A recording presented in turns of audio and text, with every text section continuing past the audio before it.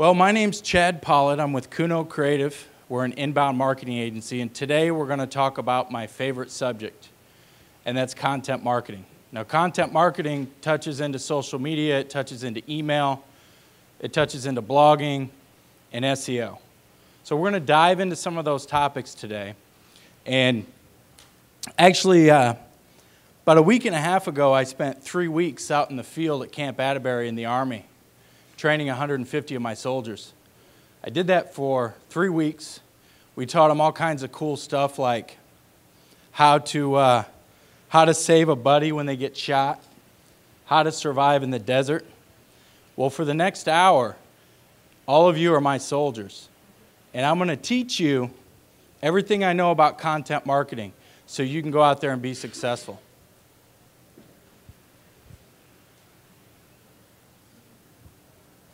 So real quick, a little bit about me. I am a certified HubSpot partner. Raise your hands if you've heard of HubSpot. Okay, many of you have. I also studied at the University of San Francisco, their Internet Marketing Master's program. I'm a former Facebook tab site manager. That was a website I helped launch. If you don't know, tab site, you can make custom Facebook pages using their service. It's pretty neat. You should check that out. And I have over $10 million of tracked ROI for SEO alone. That's not including the other internet marketing stuff. Actually, let me go back real quick. My Twitter handle, I love Twitter. As a matter of fact, I want to let you know, continue to use the ASE11 hashtag, but if you would, please add this hashtag as well, just ASE11_CM.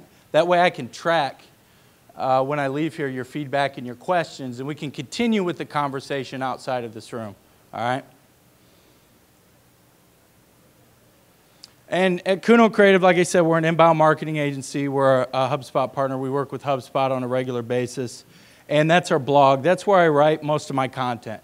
I tend to blog 3 to 4 times a week, and I do a lot of guest blogging too, but that's a good place to catch up on our content.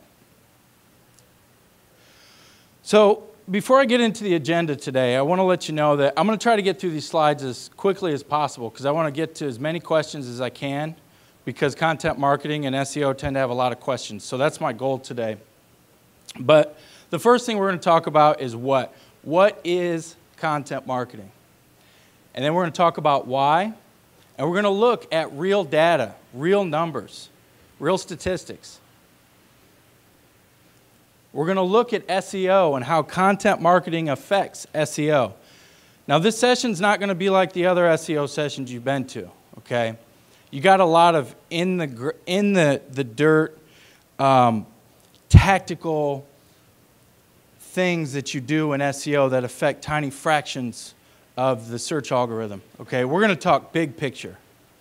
As a matter of fact, and I'll get to this slide later, content marketing affects 82% of your ability to rank on a search engine. It can have that impact, and we'll get to that. We're also going to talk about social media.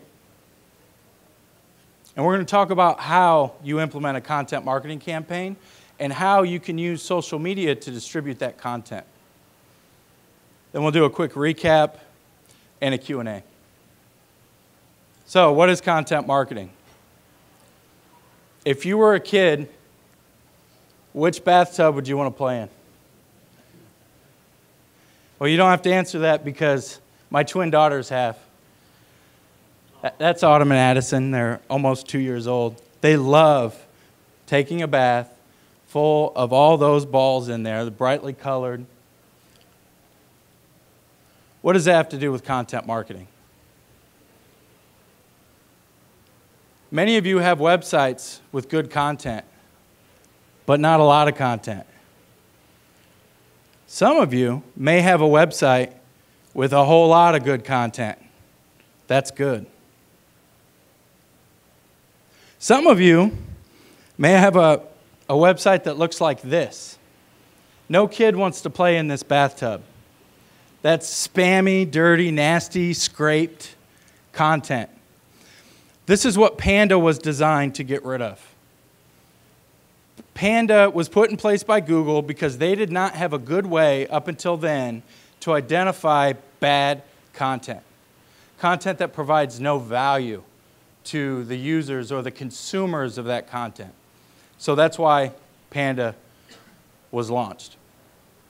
Now, this is the textbook definition for content marketing. I'm not going to read it word for word, but basically, you don't write specifically about your products or services that you offer. You write about the problems people have that need those products or services. The problems people have that need those products and services. Now,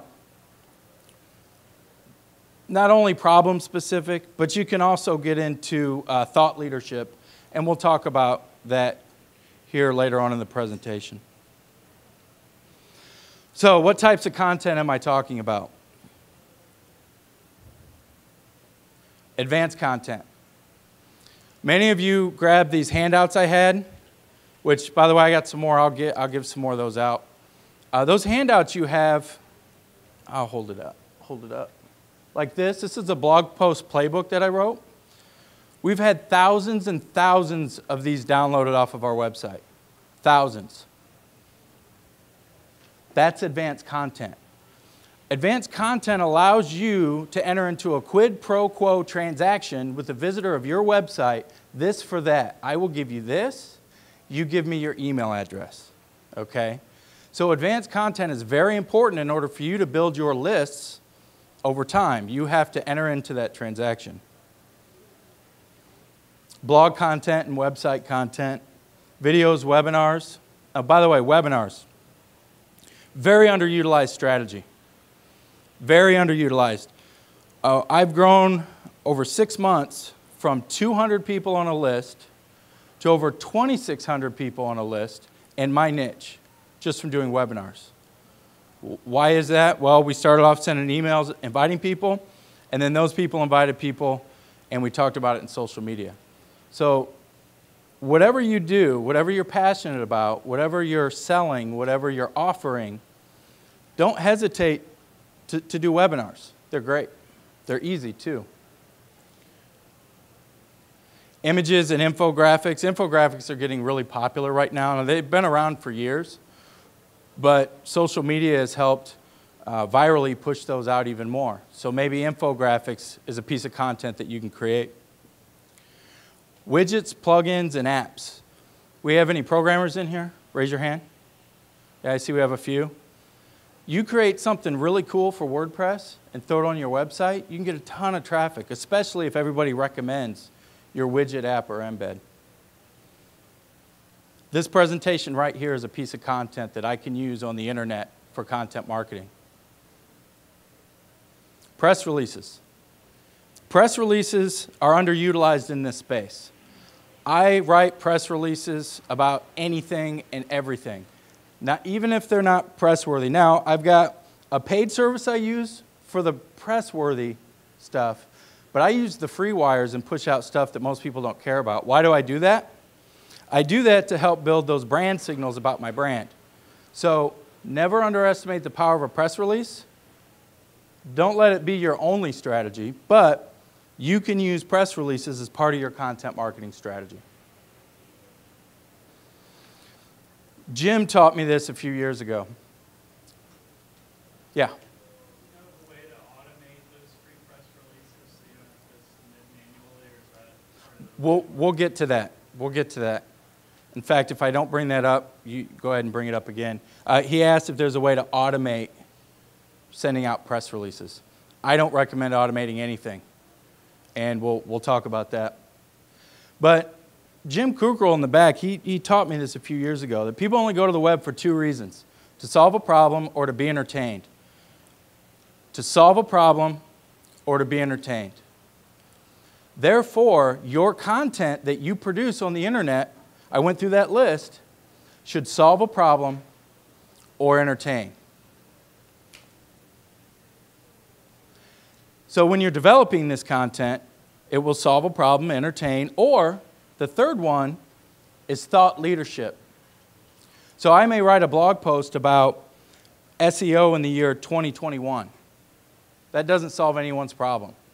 It may entertain them if I write it funny, but It's thought leadership. I want to position myself as an expert in my industry by writing thought-provoking content. All right, so why should you care? Why should you care about content marketing? Because it fills the top of your funnel. I've read some blog posts that the sales funnel's dead. That's garbage. The sales funnel is not dead, okay? The more people you get to your website, the more people are going to convert to leads or customers. The more people are going to become qualified leads. And the more people are going to turn into a customer. You can't really see these numbers, and these numbers down here aren't that important. But what I want to share with you is that I am tracking. I know that 3% of everyone that comes to my website converts to a lead. I know that out of those, just over 4% are qualified leads. And out of that, I know that I'm going to convert right around 40%. So it's just a matter of me filling this funnel. That's it. That's why content marketing is so important and so powerful. You have to fill your funnel.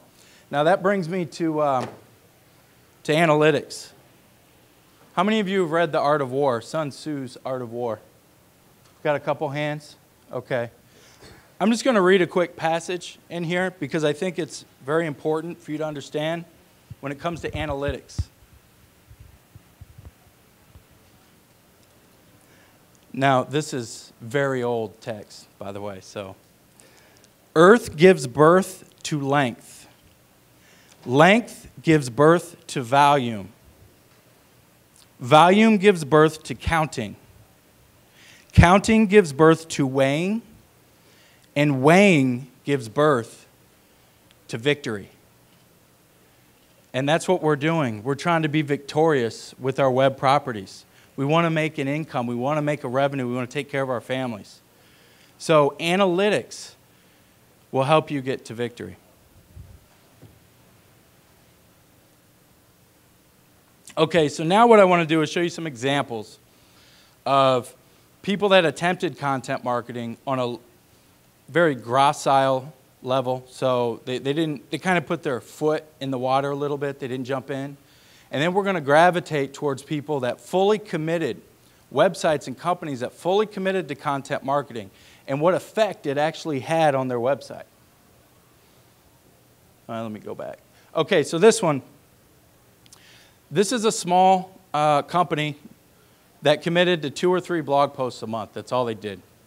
And as you can see here, it didn't really have much of an effect. Yeah, they got a little spike here, but you see no real trends. By the way, these data points are per week. So they started off with about 150 unique visitors a week, and they ended up just a little bit more. So not impressive. The reason I'm showing you this is that if you want to be successful with content marketing, you have to commit to content marketing. Okay, so this one, they're a little bit more aggressive. Wouldn't call them aggressive, but they're a little bit more. 12 blog posts per month is what they're doing. Now, over the period of a year here, look at the effect that 12 blog posts a month did to their organic traffic. The green is organic, by the way. It grew and grew and grew. And that's only with 12 blog posts a month. There's a reason that Google rewards websites that publish lots of content. If you look at those pictures I showed you of those bathtubs, that's why. Because Google knows that people want a lot of good, quality, problem-solving content. Here's another example. At 12 blogs a month. This is pre-blogging traffic numbers. And look at this. Look what happened when they started blogging. They went from 150 unique visitors a week to 600 a week. That's huge. They exponentially grew their website traffic just from 12 blog posts a month over time. Now this website, they're a little more aggressive. 21 blogs a month. That's five blog posts a week is what they're publishing. Look at this. Over time, over the course of a year, look at the green. The green's organic search. See it getting bigger and bigger and bigger and bigger? That's all from content marketing. All from content marketing. Check this one out. They're really aggressive. They're publishing almost every day. Almost every day. Now, a couple things I want to note. Of course, you see the organic traffic here in the green, growing and growing and growing. This here in the orange is paid. That's pay-per-click. You notice it starts to go away? They didn't have to rely on paid search anymore. They went from about 250 unique visitors a month, or excuse me, a week, to almost 2,500 a week from publishing a lot of content. That's incredible to me. That's amazing. How many read HubSpot's blog? Anybody? TechCrunch. How many read TechCrunch? How many read Smashing Magazine? Okay, we got a couple. Okay, what do all those blogs do? They publish tons and tons of content. Why do they do it? Because of this. That's why. And guess who comes up in the search engines all the time? Those websites I just mentioned. They do fabulous in search. It's because of content marketing. What happens when you stop? So say you walk out of this room today and you commit to content marketing. And you start for a couple months and then you quit. Look at this. Complete drop-off in their traffic. So the reason I wanted to show everybody this is to really give you an idea of how much new content affects your websites. And it can be huge. So you have to commit to content if you want to be successful online. Okay, so now we're in SEO. Now I told you this session was going to be different than the other SEO sessions you saw today. And what's different about it is that, actually, let me go. I'm going to come back to that. This is what's different about it. Okay, I can tell you to do this canonical over here. I can tell you to use this keyword formula. I can tell you to do this, this, and this. But the fact is, if you commit to content marketing, you can have an 82% impact on your ability to rank in the search engines without worrying about the small stuff. Now, in a very competitive situation, some of that small stuff does matter. And I'm not telling you not to worry about that. But most of you that are worried about search are worried about these little factors that might have a 1% effect on your ability to rank. Well, I'm telling you, if you do content every day or 3 times a week, you commit to some publishing schedule, you're going to affect 82% of your ability to rank. That's a no-brainer, folks. It's a no-brainer. Content is where it's at. I'll go ahead and go back a couple slides. This is what Google says specifically for affiliates. That you need to publish unique, relevant content and provide value to the user that comes to your website. Google says this. And what that means is what I've been saying. Publish unique problem-solving content. Now I have to talk about Panda. Panda, as I mentioned before, was specifically designed by Google to weed out the content farms, the scraping of content, to publish those spammy websites out there that are trying to fool Google by making it think those websites have lots of good content. Well, Google's been saying for years, publish good content and a lot of it, make it unique, but they had no way of enforcing it. They can enforce it now with Panda. And because of it, content marketing is more important than it's ever been before.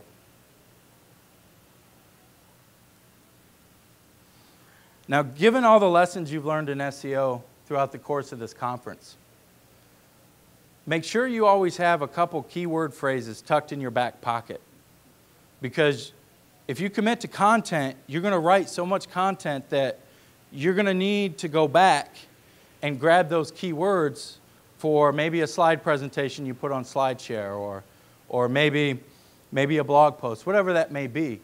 But you always want to be optimizing in content marketing, okay? Don't worry so much about formulas and keyword proximity. If you're publishing a lot of content and you've got those words in your content, you're going to do well. Social media when it comes to content marketing. There are so many social media experts out there, and they call themselves experts and consultants. And social media is nothing but a distribution channel for content. I mean, think about it. That's what it is. It's a distribution channel for content. So social media is a way for you to move your content to other people, for them to have conversations about your content. It will also allow you to build a community around your content, or for others to build a community around your content, which is very valuable to your brand. And it can also position you as a thought leader in your whatever field you're in, whatever you're selling. So I have here content, distribution, engage. Content marketing, distribution, capture. That should actually say capture or convert. Maybe you capture their email address. Maybe you convert them. Maybe they buy something on your website. Okay? But this is the flow of content marketing through social media to make you money. So here's some traffic on unique visitors from social media. And what I want to point out here is many people will argue about social media ROI, okay? I've had someone tell me, well, your ROI is whether you're in business in 5 years. Well, that's hogwash. I know that over 5,000 people came from LinkedIn to my website, and 2.2% of them converted into leads. I know that. I even know what percentage of all those turned into customers. That's how you measure social media return on investment.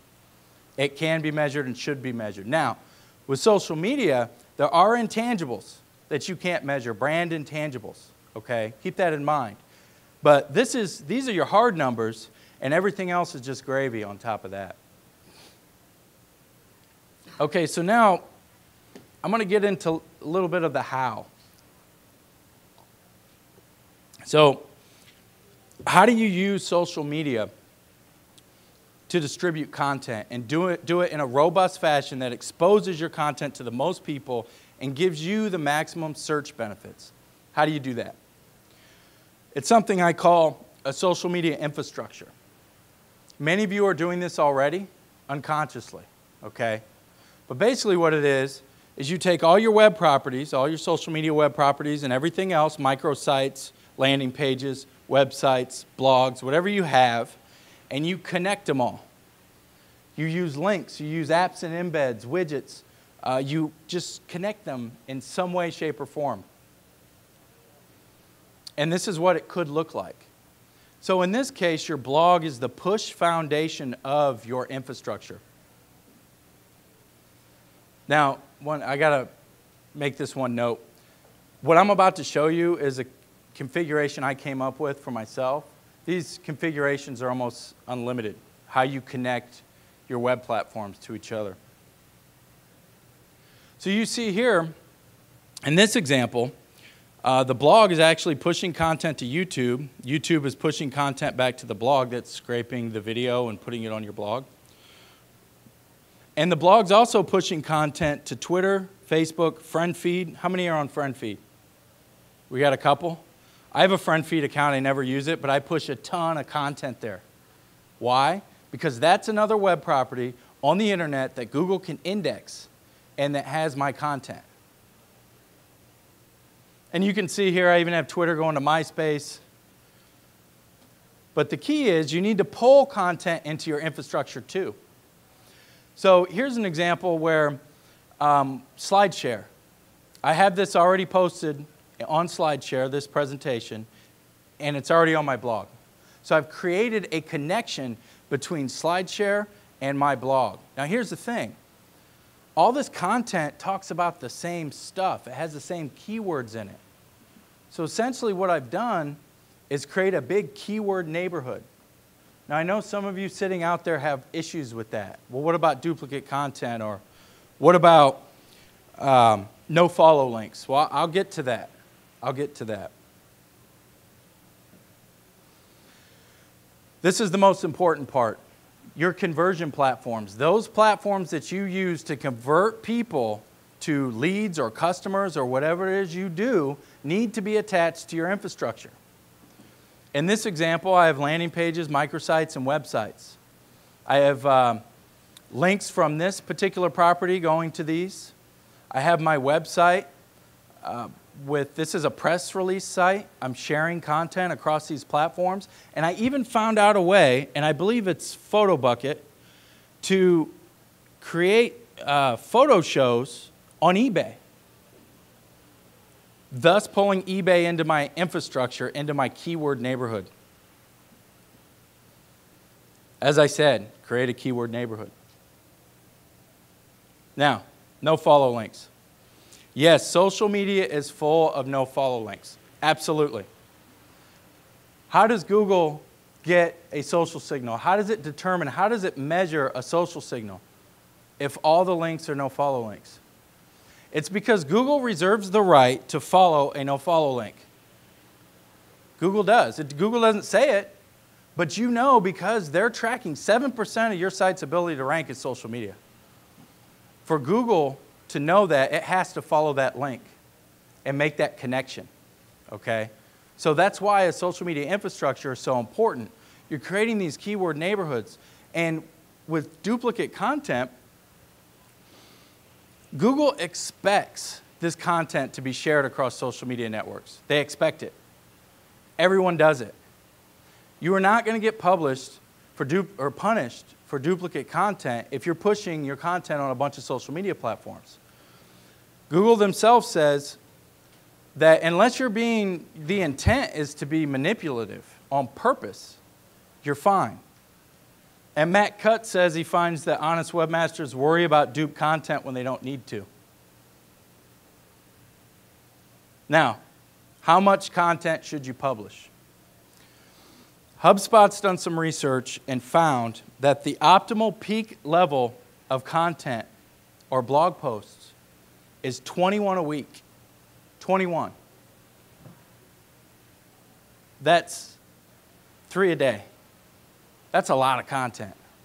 Now, there's strategies to develop content, so you're not doing all the work, and we'll talk about that. But 21 a week will give you the maximum benefits. So how do you come up with 21 posts a week? That's a lot of content. How many of you repurpose your content currently? Okay. This slide presentation, I can pull out almost any slide and write a blog post on it. I can use this on a webinar. That's another piece of content. I can take that webinar and make a video out of it. That's another piece of content. And I can take all of that and push it through my social media infrastructure and share with my network. Okay? And then they can consume that content and they can push out that content to their network.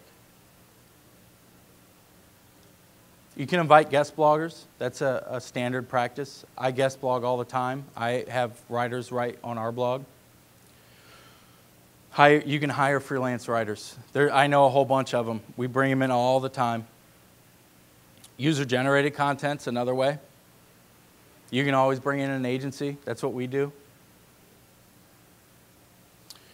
So 21 blog posts a month, or a week, excuse me. That's a lot of content. And pushing all that content on social media, you might say, well, that's kind of spammy. I don't want to do that. People aren't going to like me if I do that. Well, there's a simple formula to prevent yourself from ever being spammy in social media. 1/3 your content. Your content is what's going to convert people into leads or customers for you. It's your content that's going to convert them, not other people's content. It's not. So for those of you on Twitter that like to share everyone else's links, I'm sure they thank you for that and appreciate it, but if you're not sharing your own links, how are you making any money? You won't. You won't make any money. And 1/3, of course, should be conversation, because we're all people, right? I mean, it's social media. It has social right in the name of it. So if you use this formula with a content marketing strategy, you're setting yourself up for success in social media as well, and not as a spammer. So what do you do next? I recommend that first off, you commit to content for 6 to 12 months. You pick. 6 or 12 months. Commit. Then you need to identify your authors of your content. Who's going to produce it? Are you going to do it by yourself? Do you have partners, other people that can produce content? And then create a schedule. Scheduling is very, very, very important. We would not be able to publish the volume of content that we publish at the company I work for if we didn't have a schedule. ABO, always be optimizing. As I said before, you always want to make sure that the content you're pushing out contains those keywords that you want to rank for. And create a social media infrastructure. You need a distribution network for all of this content that you're producing. Distribute the content. Engage. Share your expertise. Solve people's problems. And as Sun Tzu said, measure. If you measure, you will be victorious. And last, have fun. We're in the best business in the world, people. This is great. I get to play on Facebook and Twitter and get paid to do that. I love it. So have fun with your content. Is it hard work? Absolutely. Creating content is a lot of hard work, but you know what? There's no secrets, no automated tools, no little trick that's going to send a ton of traffic to your website. It might work once, but the real way to get those people to your website is to develop good problem-solving content. Have fun with it. So to recap, I talked about what content marketing was, why you should use content marketing. We looked at empirical data, SEO, and social media, and how to set up a content marketing campaign. Now, these here are some cheat sheets that can all be downloaded. I handed out a bunch of them up here if you didn't get one. If you want some good information on Twitter, Facebook, SEO, I got a blog post, content marketing playbook here, some others. You can go to our Facebook page. They're all free. As I said before, thousands of people have downloaded these. They're pretty cool. I definitely recommend downloading those. I got a couple more I'm going to give out. And these slides are posted at our blog at kunocreative.com. And we'll open up for Q&A. Any questions? Yeah, go ahead and, well, here, I'll give you that. So you said engage with your users, 1/3 your content, other content, and conversation. Where do you make the difference between other content and conversation? So that's a great question. Other content are those links that you share on your Facebook and Twitter wall from other people, from other accounts. Content that other people produce. Why do you want to do that? Because you are going to develop relationships with those people that you share content. You share their content. You're going to build relationships with them. It's all about relationships in social media, and that's how you do it. So you're evangelizing their content by sharing it, so you're voting for it. More questions? But the conversation, yeah. If someone is talking about, make a great blog post review about Panda update. So I'm sharing this link, saying it's great. If I produce my own recap of the Panda update, it's my content. What is conversation? How many of you have just had a normal conversation on Twitter? Raise your hand. It's a normal, you're not publishing links. Maybe you answer a question. That's the conversation I'm talking about. Go ahead, sir. Yes, Google penalizes, well, the Panda update in particular penalizes you if you're a content farm, at least some of them. How do you protect yourself from being labeled as a content farm if you're pushing content as much as you're recommend? Right. Well, as long as it's your own unique content and you're publishing it just on your site, you're fine. Now, what will happen is if you publish lots of good content, lots of scrapers are going to scrape your content. There were examples in the SEO session today. They talked about other websites republishing your content. And I didn't mention this in the presentation, but I'm glad you asked that question.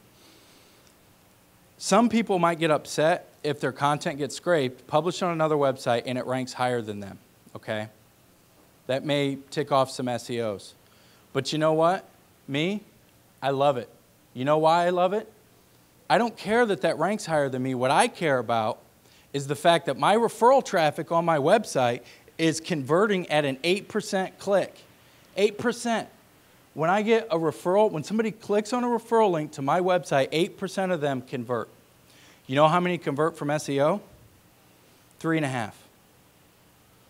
So where am I going to make my money? I'm going to make my money from those referral clicks. So I'll take those all day long. I'll make more money. So the more of my content that gets republished by other websites, I love it. And you know what? That's not going to flag you as a content farm. Okay? That's not, you won't run into any issues with that. Yeah? Go ahead and talk about basically purposely syndicating your own content and how to automate that press release or otherwise. Okay. Automation. I don't recommend it. Now, hold on. Let me step back. I mentioned friend feed earlier. I automate content to friend feed. I don't care about friend feed. It's just another platform for me to push content on. Okay, you can do that. But in terms of automating press releases, I never do that. I use MarketWire for my press releases for my paid service.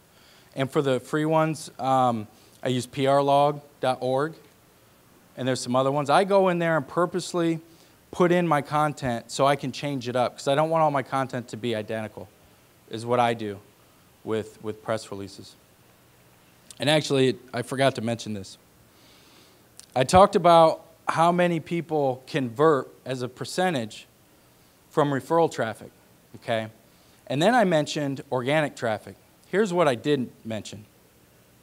If you take your organic traffic and you cut it in half, and you look at your branded organic search, so searches for your company name or some variation of, and searches for your keywords, let's say, and really look at the conversion rates. Do a thorough analysis. Here's what I found. I found that for those standard keywords out there that everyone's trying to rank for, I'm only getting about a 0.3% conversion rate on those, on my clients. 0.3%. Guess what I'm getting on my branded? My branded searches are getting about 3.5 to 4% in between there of conversions. 3.5 to 4%, not 0.3, 3.5 to 4%. So because of that, you saw those trends of organic search increasing in those charts. 55% of that traffic is branded. I want that to grow. So maybe building your brand through content marketing will provide you a better return on your investment than if you spend all your time going after some short tail keyword phrase that gets a lot of searches. Because we don't know those people's intent when they type that word in. We don't. We're guessing. But I can tell you on my client sites, their intent, only 0.3% of those people are interested in converting or buying a product or a service. Any other questions? No SEO questions? Ask me anything SEO, social media. Yeah. How long does the article take? It's It's a great question. My rule of thumb is 250 words is minimum. And I don't ever try to go over 1,000. Every once in a while I do. But if you stay within that range, you'll be fine. Typically, if you go over 1,000, you can chop that article up into 2 articles. And given the volume of content you need to produce for successful content marketing, you'll want to do that. Yeah? Is it better to write articles on your website or to drive them from your website to, let's say, a WordPress blog where all your content is, and then hopefully try to capture an email or trying to get something from that site, Mm-hmm. but always come back to you? Or is it, because right now I'm just posting on our website, and maybe I'm not getting full value for it, but I may get more if I drive them away onto, like, just say, information places. Mm-hmm. Okay, so what he asked was this. He's got a blog on one domain, subdomain. It's the main domain slash like news or Okay, so you're saying you've got a blog that's connected to your website with a link, but it's a separate domain, or it's the same domain, because it matters. no, I have a blog with a completely separate Okay, website. It's just out there. okay. But I have actually news content on my site. If I develop the outside site better in WordPress and create some pages to capture emails and leads, Mm-hmm. would that work better than just the article on my website? Okay, so yes and no. Okay, so there are arguments to do that. Okay, there are arguments not to do that. I'm going to take the not to do that approach today. I'll explain the why you could do that here shortly. The reason that that's not a good idea is because you want Google to be constantly spidering your website for fresh, new, unique content. And when your blog's attached to it, you're constantly getting that new, unique content. So Google's constantly coming back and spidering your site looking for new content. Okay, so you're really building up the juice and the power of your whole website when you do that. Now, when you're scraping content and throwing it in a news section, then you run in, it's duped content. Google will recognize that. Plus, you're already linked to your blog anyways, probably, so Google will find out pretty quick. Now, the flip side of that, why would you want to do that? Websites like HubSpot they have a ton of domains, subdomains. And they publish so much content that they can afford to not connect all those subdomains, okay? So each one is a big fat cat on its own. So in that case, if you were to do that, then you could have what we call SERP domination. You can actually own most of the first page of Google with a strategy like that, but it requires tons of content. Does that answer your question? Okay, good. Any other questions? I saved a bunch of time for questions. Okay, go ahead. How many keywords per article would you recommend keyword phrases? Well, the truth is you're not going to be able to stuff a ton of keyword phrases in a title of a post. So you can have secondary or primary.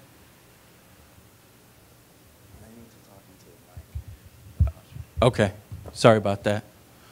You can have secondary or tertiary keyword phrases if you want, but you're probably not going to do too well on them unless you get a ton of anchor text from other websites. So focus on your one. You can go ahead and optimize it a little bit for the other ones, but don't expect to do well on those words. I see a hand over here. Yeah.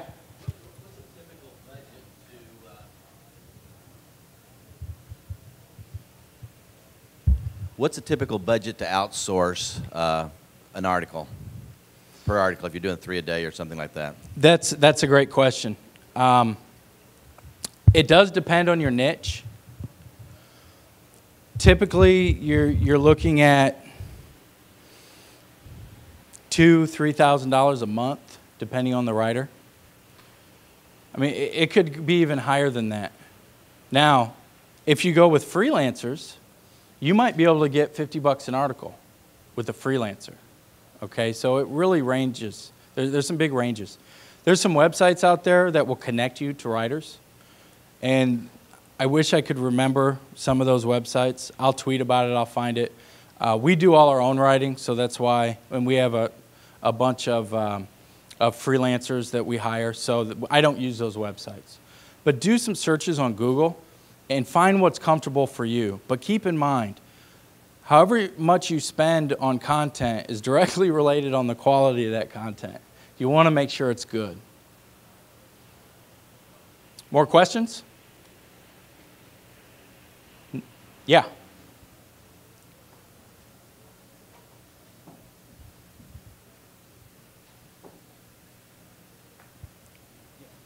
I wanted to know, adding media to your content, like let's say I have an article about maybe guitars, Yes. and I add some images about guitars or a video about guitars or recording or something like that. Would this be something that will help me SEO-wise, or, and if I do that, would it be a good idea to make that image or whatever it is keyword rich? How would media play towards my article? Okay, so the answer to your question is yes. That's good for SEO. Very good for SEO. Remember, I talked about your social media infrastructure, and you've got all these different types of content that you're going to publish on this slide deck on SlideShare, a video on YouTube.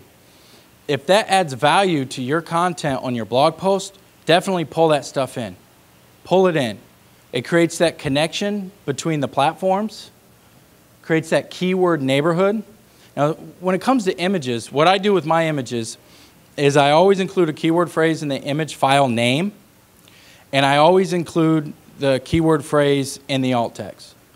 But I make it make sense. I don't spam it. So the whole purpose behind alt text is for the seeing impaired, so they have their readers. So I make it valuable, but I also include a keyword phrase in it. A link to the image. Connect the link to connect the image to somewhere else. You could. That basically is the same thing as alt text. It serves the same purpose. So when that backlink is being read, it looks at the alt text of that, and or excuse me, not alt text. It fleeted me. What? Huh? Yeah, yeah. All right, next question. Chad, you were talking a little bit earlier about the value of inbound links on SERP rankings and keywords or on-page keywords to SERP rankings.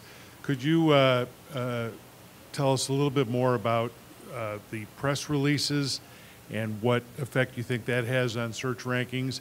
And could you please repeat the paid and free services that you use for press releases? Yeah, so for press releases, I'm a big fan of MarketWire. And the reason I'm a big fan of MarketWire is because if you look at the links in their posts, if you hover your mouse over it, and you look in the bottom left-hand corner of your Firefox or whatever it is you use, look at the URL string that comes up there. It's a clean URL directly to your website, to that page. Most of the other services, if you do that, it's actually a redirect. And as we all know, redirects do not transfer 100% of link juice. Okay, so that's why I use MarketWire. Now, when it comes to other websites that, I'm sorry, what was the first part of the question? Could you talk more about your strategy and what impact press releases have? Okay. Yeah, so what impact do press releases have? Well, I can't sit up here and tell you they have a 12% SERP impact. I can't tell you that they're going to be the best backlinks for you, okay? This is what I know. 7% of what Google looks at when they rank a website is your brand mentions, okay? Those brand signals on Google. I know this because SEO Moz did their rankings factors report and reported it as such. Now, press releases are about your brand.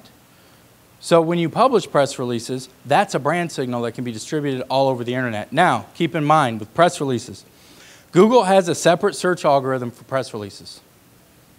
It's different than their standard algorithm. A lot of the same principles apply, but you'll see a press release come up on the first page of Google within minutes sometimes, and it's gone in a couple days, every time.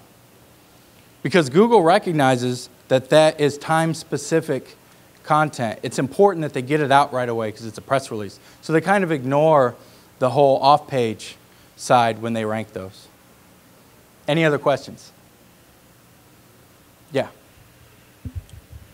I see people and agencies struggling with your quote, commit to content for 6 to 12 months, because usually my experience is it takes 3 months to see some results.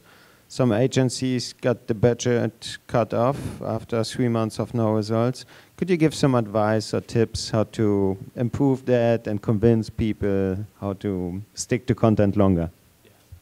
No, you're absolutely right. That's why I said you have to commit for 6 to 12 months. You have to. You're not going to see results right away. You won't. You'll see results if you commit.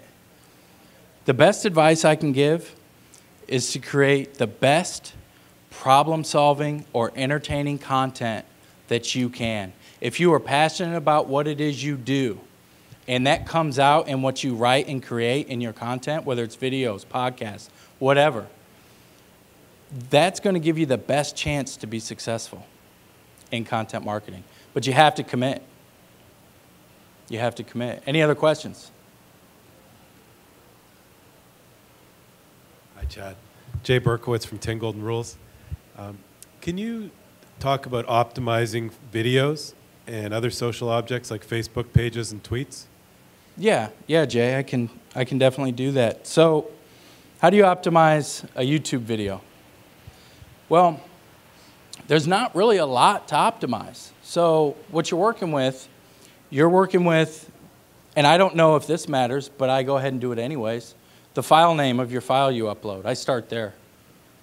I have no evidence that that does anything, but I start there. We don't know Google's algorithm 100%. No one does. The biggest SEO experts in the world, they don't know 100%. So that's where I start. The next thing I do is I make sure that my description is accurate and contains my keyword phrases. I try to put it towards the beginning of my description. I also want it in the beginning of my title on YouTube. Those first few words, I want my primary keyword phrase for that content in that position in the title. I also want to put dash video, and some may argue with me about putting dash in a YouTube title, but I don't think it matters much. I put dash video, and the reason I do that is because YouTube is the second most used search engine in the world. And when people look for videos, they're going to type keyword phrase video. And I want to make sure that my YouTube video comes up when somebody does a search for a video of content concerning that topic. Now, Facebook, how do I optimize Facebook? Well, of course, you know you can customize your URL, the trailing URL. That's the first place you want to start. Facebook's a little tricky because they move to iframes. And if you publish a lot of content on Facebook and it's published in one of the widgets or one of the apps for Facebook, like TabSite, the company I used to work for, because it's an iframe, that content actually isn't getting indexed by Google, okay? So you want to make sure that your content is consistent on its keyword themes that are posted to Facebook. And that's a good way to optimize your Facebook page. More questions? Any more questions? You want me to read another passage from Art of War? All right, well, before I cut this off, I just want to ask everybody to go ahead and fill this form out for me. I'd appreciate it. And I'll be available up here for questions. Thanks, everybody.